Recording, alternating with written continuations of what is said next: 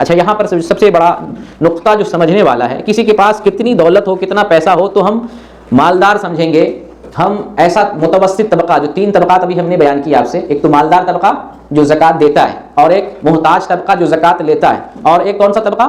متوسط طبقہ جو نہ زکوٰۃ دے گا اور نہ لیتا، متوسط۔ اسے مالدار بھی کہہ سکتے ہیں، اسے مستغنی بھی کہہ سکتے ہیں، اسے متوسط بھی کہہ سکتے ہیں۔ اس کی پہچان کیا ہے؟ آئیے ایک حدیث کی روشنی میں پہچان بتاتے ہیں، کیونکہ ہم جو بھی بات کریں گے، اور الحمدللہ یہ اہل الحدیث کا امتیاز ہے کہ وہ دلیل سے بات کرتے ہیں اور دلیل سے دین پیش کرتے ہیں، اپنی طرف سے باتیں گڑھ کے نہیں بیان کرتے ہیں۔ ابو داؤد کی حدیث ہے 1626 نمبر کی۔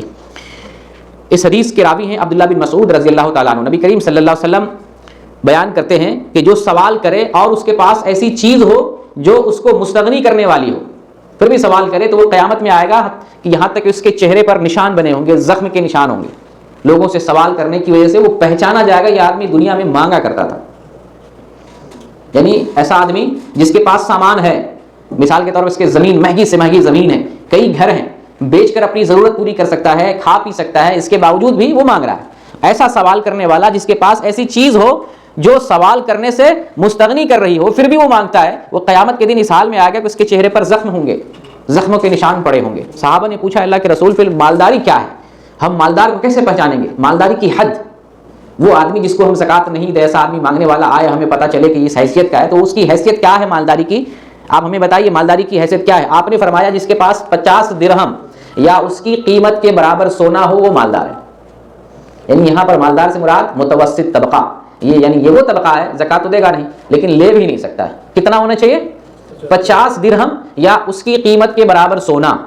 اچھا پچھلے ہفتہ ہم نے درہم اور دینار کا وزن اور اس کی قیمت کیلکولیٹ کرنے کا اور اس کا نصاب، اس کا طریقہ میں نے بتایا تھا۔ اگر آپ سے میں پوچھوں 50 درہم، ایک درہم کا وزن کتنا بتایا تھا؟ 2.975 2.975 کا میں نے بتایا، ایک درہم کا میں نے بتایا۔ اچھا ایک درہم کا جب 2.975 ہوا، اس کو 50 سے کیلکولیٹ کرتے ہیں کتنا بنتا ہے؟ 148.75 بنتا ہے، 148.75۔ یہ حساب کر لیں گے نا، پھر کنفیوز نہیں ہونا۔ جب 50 درہم آیا تو سمجھ لیجئے وہی درہم کا گرام جو میں نے بتایا تھا، وہی گرام، اس حساب سے گرام لگا کر ہم دیکھ لیں گے کتنا گرام بنتا ہے۔ تو 50 درہم کا گرام بنتا ہے تقریباً 148.75۔ اچھا انڈیا کے حساب سے 1 گرام چاندی کی قیمت میں نے تقریباً بتایا تھا 90 روپیہ۔ 148.75 اس کو 90 سے ضرب دیجئے تو تقریباً 13,387.5 بنتا ہے، یعنی تقریباً 13,500۔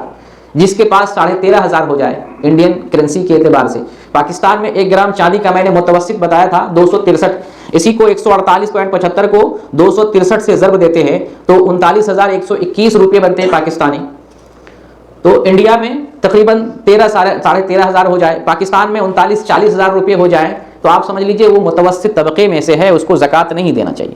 یہ رسول اللہ صلی اللہ علیہ وسلم نے پیمانہ بتایا۔ بعض احادیث میں ایک اوقیہ بتایا ہے، مالداری کی حد ایک اوقیہ، اوقیہ کہتے ہیں 40 درہم۔ 40 درہم کو آپ جو ہے تقسیم کر سکتے ہیں، ضرب دے سکتے ہیں 2.975 سے، پھر پیسہ نکال سکتے ہیں۔ اور آج اگر مہنگائی ہے، بجلی بل ہے، پانی کا بل ہے، سامان اور چیز کی قیمت بڑھی ہوئی ہے، تو ہو سکتا ہے کچھ پیسہ زیادہ لگے، زیادہ پیسہ ہونے پر آدمی مالدار کہلائے۔ ایک عام آدمی جب بیمار پڑتا ہے ڈاکٹر کے پاس جاتا ہے، 15-20 ہزار روپے نہیں چلے جاتے ہیں، تو اس حساب سے چلیں، مان لیجیے 40,000 50,000 60,000، جو پاکستانی حساب سے انڈین حساب سے 30-40,000 بہت مانا رکھتا ہے آج کے حساب سے بھی، تو اتنا پیسہ ہو کہ وہ اپنے پیسے سے گزر بسر کر سکتا ہو، متوسط طبقے میں سے ہو، ایسے آدمی کو زکوٰۃ نہیں دینا چاہیے۔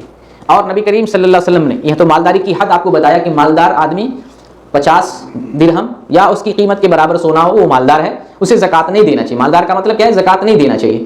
دوسری حدیث میں نبی صلی اللہ علیہ وسلم فرماتے ہیں کہ مالدار کے لیے زکوٰۃ بھی نہیں۔ آئیے اس سلسلے میں ایک حدیث ہے، 2 آدمی نبی کریم صلی اللہ علیہ وسلم کی خدمت میں آئے اور آپ سے صدقہ مانگ رہے تھے۔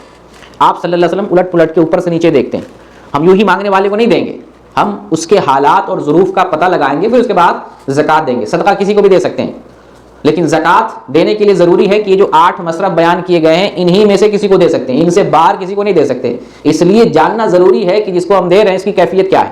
2 آدمی جب صدقہ زکوٰۃ مانگنے کے لیے آئے، آپ نے اوپر سے نیچے سے دیکھا، نظر الٹ پلٹ کر کے دیکھا، دیکھنے کے بعد آپ کو پتہ چلا یہ تو ہٹا کٹھا ہے، ایک دم طاقتور ہے، تو آپ کیا فرماتے ہیں؟ آپ فرماتے ہیں اگر تم چاہو تو زکوٰۃ دے سکتا ہوں، ان شئتما، اگر تم چاہو زکوٰۃ دے سکتا ہوں، لیکن سنو ولا حظ فیھا لغنی ولا لقوی مکتسب، لیکن سنو مالدار کے لیے اور طاقتور کے لیے زکوٰۃ نہیں ہے، مالدار کے لیے اور طاقتور کے لیے جو کما سکے، مکتسب، جو کما سکے, کام کر سکے, محنت مزدوری کر سکے, ایسے طاقتور کے لیے زکات نہیں ہے. کس کے لیے؟ مالدار کے لیے بھی, اور مالدار نہ ہو لیکن طاقت ہو جسم میں. آپ نے دیکھا, آپ نے یہ نہیں پتا لگایا اس کے پاس کتنی پراپرٹی ہے, کتنا گھر, کتنا بیلنس, آپ نے دیکھا جسامت کے اعتبار سے ہٹا کٹھا یہ کما سکتا ہے.